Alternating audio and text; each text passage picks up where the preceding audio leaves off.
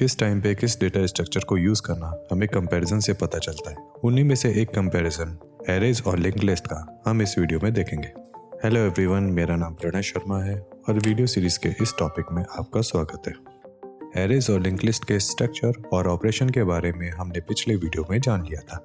इस वीडियो में हम इनके कंपैरिजन करेंगे। फर्स्ट कंपैरिजन हम करेंगे साइज के ऊपर एंड सेकंड कंपैरिजन हम करेंगे स्ट्रक्चर के ऑपरेशंस के ऊपर। तो साइज के कंपैरिजन में हम पहले आते हैं एरे पर। तो सपोज करो हमारे पास एक प्रिमिटिव डेटा टाइप है जो 4 बाइट का है। उसके थ्रू हमें एरे का एक स्ट्रक्चर तैयार करना है। उस स्ट्रक्चर में हमारे पास 10 का साइज है, तो टोटल साइज कितनी हो जाएगी हमारे पास 40 बाइट्स। अब इसी डेटा को हमें लिंक लिस्ट में डालना है। फर्स्ट थिंग, इनिशियल स्ट्रक्चर में लिंक लिस्ट खाली होता है, तो जब भी हम डेटा एंटर करते हैं तभी हमें ज़रूरत होती है उसके मेमोरी एलोकेशन की। सो इस पॉइंट से हमें क्या पता चलता है, इनिशियल टाइम पे एरेज का साइज ज़्यादा होता है कंपेयर टू लिंक लिस्ट के।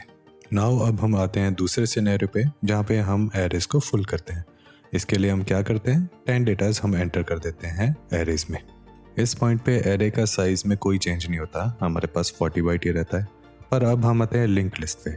लिंक लिस्ट में हम जब 10 डेटाज एंटर करते हैं तो एक्चुअली में 10 डेटाज के साथ नोड के एड्रेस की एंट्रीज एक्स्ट्रा हो जाती है। इसका काउंट डिपेंड करता है हम सिंगल लिंक लिस्ट यूज़ कर रहे हैं या डबल लिंक लिस्ट यूज़ कर रहे हैं। सपोज करो एक एड्रेस का साइज 4 बाइट है, तो इस केस में सिंगल लिंक लिस्ट का हमारा क्या साइज हो जाएगा, 80 बाइट्स। पर अगर हम डबल लिंक लिस्ट की बात करें तो उसका साइज +40 हो जाएगा, मीन्स 120 बाइट। तो इस पॉइंट से हमें क्या पता चलता है, जैसे जैसे हम एंट्री करते जाते हैं लिंक लिस्ट में वैसे वैसे लिंक लिस्ट का साइज काफ़ी तेज़ी से इंक्रीज होता है। पर लिंक लिस्ट में हम और डेटा भी डाल सकते हैं। इसका मतलब लिंक लिस्ट ग्रोएबल डेटा स्ट्रक्चर है और एरेज फिक्स्ड साइज स्ट्रक्चर होता है। सो इस तरीके से हमारा साइज का कंपैरिजन कंप्लीट होता है। अब हम आते हैं टाइम कॉम्प्लेक्सिटी पे। ये टाइम कॉम्प्लेक्सिटी का कंपैरिजन किस नोटेशन में होता है, बिग ओ नोटेशन में। इसके लिए हम एक टेबल बनाते हैं जिसका पहला कॉलम होता है टाइप ऑफ ऑपरेशन, दूसरा कॉलम एरेज है, तीसरा कॉलम है लिंक लिस्ट जिसमें 3 सब कॉलम है, single link list, double link list और circular link list. Circular link list के 2 सेक्शन होते हैं, यूजिंग सिंगल लिंक लिस्ट और यूजिंग डबल लिंक लिस्ट। अब हम आते हैं पहले टाइप ऑफ ऑपरेशन पे। पहला टाइप ऑफ ऑपरेशन है insert at the beginning. Arrays में हमारे शिफ्ट ऑपरेशन होते हैं जिसकी वजह से एरेज का time complexity order of n हो जाता है। अब हम आते हैं लिंक लिस्ट पे। लिंक लिस्ट में single link list, double link list और सर्कुलर डबल लिंक लिस्ट तीनों का टाइम कॉम्प्लेक्सिटी ऑर्डर ऑफ 1 होता है। पर सर्कुलर सिंगल लिंक लिस्ट के लिए हमारा time complexity order of n हो जाती है। पर एक और तरीका है इसे ऑर्डर ऑफ 1 करने के लिए। हमें पता है कि हम नेक्स्ट पोजीशन पे नोड को इंसर्ट कर सकते हैं। तो इंसर्ट करने के बाद हमें बस एक ऑपरेशन करना है, डेटा को स्वैप करना, और हम इस चीज़ को अचीव कर सकते हैं।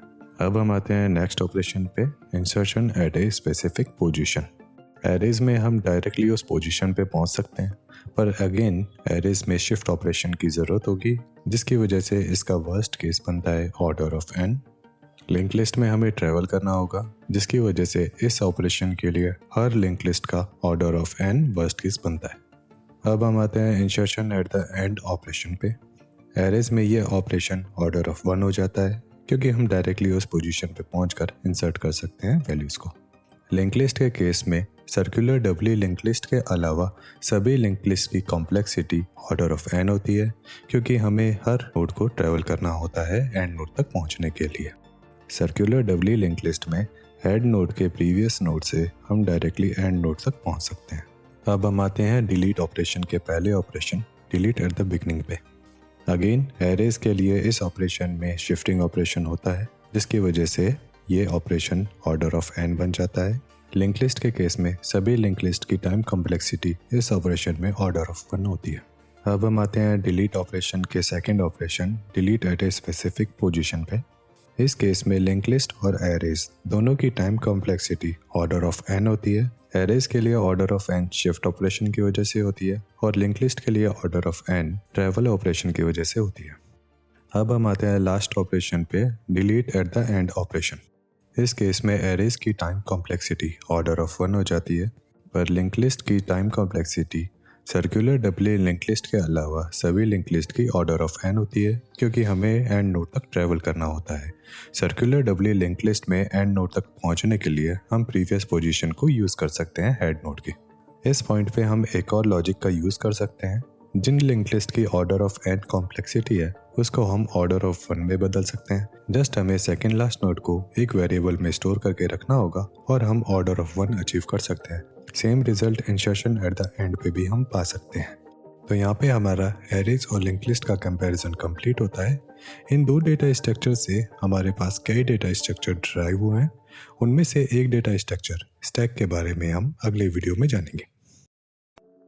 सो गाइज, अगर आपको ये वीडियो पसंद आई तो लाइक करें, शेयर करें, चैनल पे नए हो तो सब्सक्राइब करें और बेल आइकन दबाना ना भूलें।